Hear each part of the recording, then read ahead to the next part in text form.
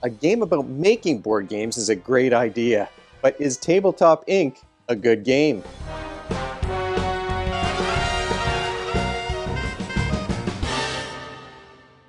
Welcome to Brains on Games. I'm Dr. Brian McDonald. In this episode, I'm excited to talk about a game that delivered on Kickstarter not too long ago. I received mine, well, several weeks ago now, I guess. I've had other games that I needed to talk about before this one. But it's a game that already has an expansion up on GameFound right now, an expansion about crowdfunding on a crowdfunding platform. So it's very meta, this game. It is a game from Cotswold Games about creating board games called Tabletop Inc. Now, Tabletop Inc. is a game for 1 to 6 players. There are solo rules in the box, but you can play up to 6 on this one. It works with, well, I would say 14 to 16 and up would be the age range, I would say, for this one. There are a lot of symbols to keep track of and lots of places where you can put your workers. It is a worker placement game, and you know I love those. Games take, well, the box says games take about an hour. I'm going to say they take 30 to 40 minutes per player. It always took longer than an hour for us in our 3-player games. So even once we learn the game, you've got to think about your turns. You're not going to just spend an hour doing this one, unless maybe you're collecting your workers more often than we did, and we'll talk about that. Let's take a deeper look at Tabletop Inc. from Cotswold Games. The components for this game are fantastic. I've pulled out the deluxe game. It came in 2 separate boxes. The basic, I guess, retail version of the game with lots of cardboard bits and cardboard standees. And then the deluxe version has acrylic standees and wooden pieces. And I didn't even get all of the upgraded bits. This one has, my version, has these cardboard tables that act as your player board, but you can upgrade to wooden tables if you want to. You can upgrade to metal coins. Now we just use iron clays instead of the cardboard coins that came in the box. But this is a game that's very upgradable. The more you upgrade, though, the more expensive it gets. That's why I didn't get every single piece for this game. But you might be able to see on the camera, we've got wooden dice. Those are playtesting tokens. You've got some research tokens here that are magnifying glasses made of wood. You've got little wooden hourglasses for the time that you're taking to create your game, and wooden light bulbs. Those are inspiration tokens. Now, of course, the retail box includes cardboard chits for each of those things. And then in addition, you have your money, your coins that you might be spending for some of your actions. This game is a bit of a table hog, I would say. The board itself isn't huge. I've put the acrylic standees on the board here on top of their cards, but really that's just so it's easy for me to find them and show them to you while I'm making the video. Really, these are supposed to go beside the board. All these resources go beside the board. Right now, they're covering up the board. You need to find a spot to put all of these board game boxes and the tops of these boxes. There are tiles for components and tiles for mechanisms that go in your game. You need space, of course, for your player board. You're going to have employees all around the outside of this thing. And then you need a spot for a little easel that shows what color you're playing, as well as a spot where you can make predictions about your opponent's actions. There are a lot of things you can do in a game of Tabletop Inc. Tabletop Inc. is a game that's medium in terms of its complexity. There is a learning curve here. One of our players was really kind of, he was not sure throughout the game. He wasn't sure what he was doing and whether his plan was going to work. And then at the end of the first game that we played, he won based on his strategy. And his, I'll tell you about it at the end, but his strategy was not about publishing games. So it's medium. There's lots of things happening on the board. This is a super busy, crowded board with lots of places you can put your meeples. There are 5 different kinds of resources that you're going to be collecting. And like I said, there's lots of actions that you can take in order to publish these games. You're going to win a game of Tabletop Inc. by earning the most victory points at the end of the game. You earn points by publishing games or completing objectives.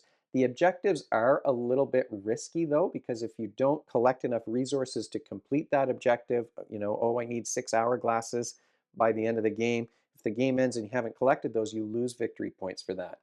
You could also earn some victory points by making predictions about players' actions. So you can say, oh, I think that the blue player is going to publish a game before I collect my workers again.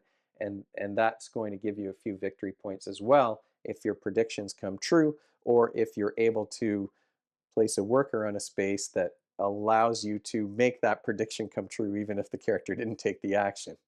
One of the things that I quite like about this game is how the timing works. So, I say it took us about 30 minutes per player to play this one once we kind of learned the ins and outs, which means it was about a 90-minute game in our three-player game. It might go a bit faster with more players because this is your timer. This little hourglass miniature is your timer based on the number of players. You're going to put it on different spots on the board. And each time you collect your workers, you're going to move this closer to zero for each worker you collect. There's several spots on the board where you'll earn some bonus, like one of those research tokens, a magnifying glass. Maybe you'll get to take a free action without needing to place a worker. That was one of our favorite ones. We all wanted to earn that one. But each time you collect your workers, you're moving that down by one space for each worker being collected.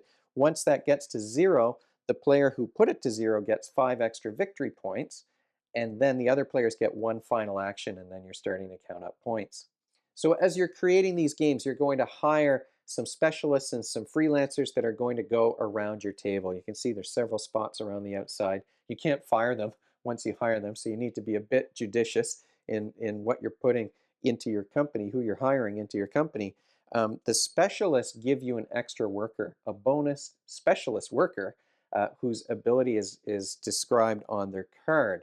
So in this case, you can get a skill upgrade for one of your characters around the board, your specialists or your freelancers, that will allow you to create more complicated components for your games. For example, these freelancers, the blue cards, instead of giving you an extra worker, they give you an extra place to put a worker, a place that can't be blocked by other players. They also give you some victory points at the end of the game. So this guy, for example, if you place a worker on him, he's going to give you 5 resources, well, up to 5 resources in any combination that you want of those basic resources: the time, the hourglasses, the inspiration tokens, or coins. And that can allow you to work towards some objectives or to buy some other resources around the board. He'll also give you 2 victory points at the end of the game. You might place workers to get some resource so that you can buy something else as it goes around the board. There are some items that you can put, that you can play to give you some ability or some bonus that's usually temporary. Some of them stick around through the game, but most of them are just, okay, I get to upgrade my components twice, for example. That's what this one does. Another thing that I've seen in some other drafting games is that the card on the right side of each of these marketplaces is free, but if you want a card further to the left, you have to put a resource on each card that's to the right of the one that you're choosing, unless you have some specialist that allows you to avoid that cost. Of course, you're a board game company, so you want to publish board games. To do that, you need to place workers to get a box to put your pieces in, some components, and some mechanism, and at that point you can publish your game. So you're only allowed to be working on one game at a time. You'll put a box on the table. This is a level 1 box. So at the end of the game, if I publish this, this is worth 1 victory point, but you can upgrade up to a level 4. Then you need some mechanisms. Now, the game comes with some stickers that you can put over these gears that give you actual board game mechanisms, which makes it a little more fun. I haven't stickered these yet. It took me so long to punch everything before our first game that I just haven't had time to put all the stickers on. So this might say co-op game, or it might say take that, or some other mechanism, because these gears are your mechanisms. This one is a level 1 gear. It's worth 1 point. It goes in the box.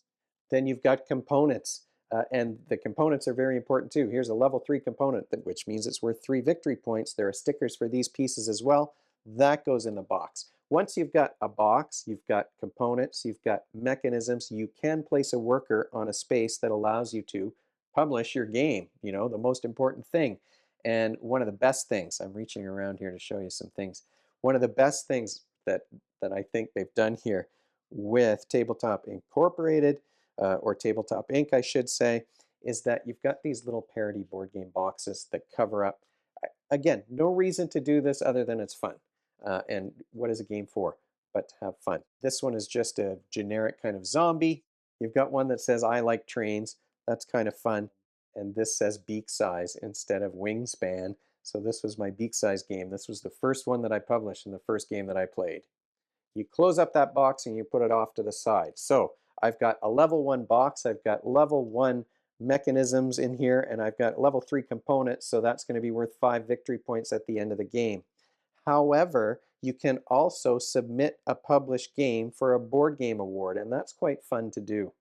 Players all have this little award card that indicates what you need for a level 1, level 2, or level 3 award.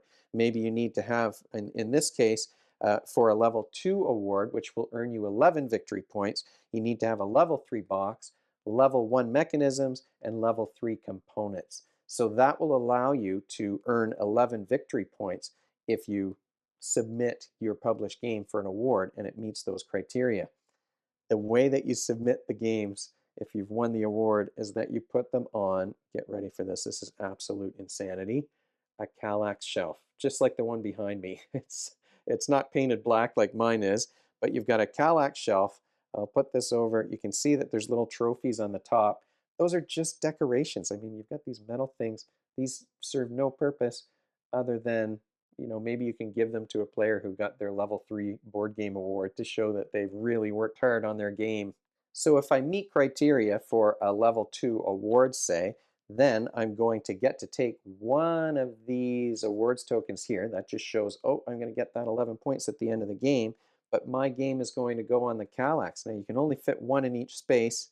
I mean, you could store them the way mine are and kind of put them lengthwise like this, but really what you're meant to do is display them on the Kallax shelf so that it looks like you're going to a board game store and you're seeing this display. So it's, again, this is an over-the-top, crazy kind of a thing. It's fun to see those board game covers. The parodies are I found them kind of funny because I'm familiar with all these different board games. But really, that's just showing that you've taken up a space and you're going to earn those victory points. And that's the game. You get to the end, you earn those 5 victory points if you're the one that's put the hourglass back down to 0, and then you start counting up points. Now, I mentioned objectives earlier, and those are things like this. So in this case, I'm going to earn 3 victory points if I've got 3 of those mechanism tokens that I've saved at the end of the game. Otherwise, I'm going to lose a victory point instead. So like I said, these are a little bit risky, but they're a way that you can start to rack up points. And one of our players who really wasn't sure, he said, how, I don't know what I'm doing here or if I'm doing the right thing. He had some freelancers that were giving him lots of resources when he placed his workers on them. I think he played with this one as well. And that allowed him to take on a lot of these things. And he wound up winning the game, actually, because he had accomplished so many of these objectives. What skills, though, are you practicing when you're playing a game like Tabletop Inc? Um, well, this is a game that there's a lot of budgeting. Like I said, there's so many different resources that you need to gather in order to take the actions that you want to be able to take. There are fees for those safety, the safety costs that you have to pay when you're putting your workers onto certain spots on the board. So there are a lot of resources to budget, and you're also planning like which resources to gather and how to save your workers in order to accomplish the goal of publishing your game or winning that award or earning some victory points. So you're planning ahead, you're budgeting your resources and you're budgeting workers as well. You're even thinking about the timing of collecting your workers back. You can't pass in this game. There is one spot on the board that's infinite and it just allows you to take one resource of any of the basic resources or one victory point if you want to do that. So you can't pass. And when you collect your players, you're moving that hourglass and you're trying to earn. A lot of the time, what we were trying to do was to get that free action. That free action was super valuable. And we were trying to time things so that, we would be the player who would get that. I wanted to be the player who would get that free action. So that was a mechanism I thought was really neat, is that you're really thinking about when do you collect those workers. And as I said, because you can't pass, once you have no workers left, you have to collect them. So maybe you want to have uh, some extra specialist where you can kind of hang on to your workers for a little bit longer before you collect them, so that you can earn that whatever the resource is that you want to get on the victory point track. Whenever we are talking about budgeting and planning and trying to tackle things in an efficient, optimized way, these are all examples of executive functioning skills, those skills and behaviors that you need to work towards some goal. And there are different goals that you can work towards. Like I said, you're really trying to accomplish objectives or win awards or just publish as many games as you can. So you've got a few different things that you're working on here. Final thoughts about Tabletop Inc. This is a game that, well, like I said, the components are absolutely bananas. Like, there's no reason to have a Kallax to show your awards when you could just give a token, but it's so much fun to do it that way. So the components are fun. I found myself really enjoying acrylic standees, even maybe more than miniatures, I would say, just because I'm not a painter, so I'm not painting miniatures. Just they're colorful and it's easy to recognize. These guys are quite big actually compared to the meeples, so they do take up quite a bit of space.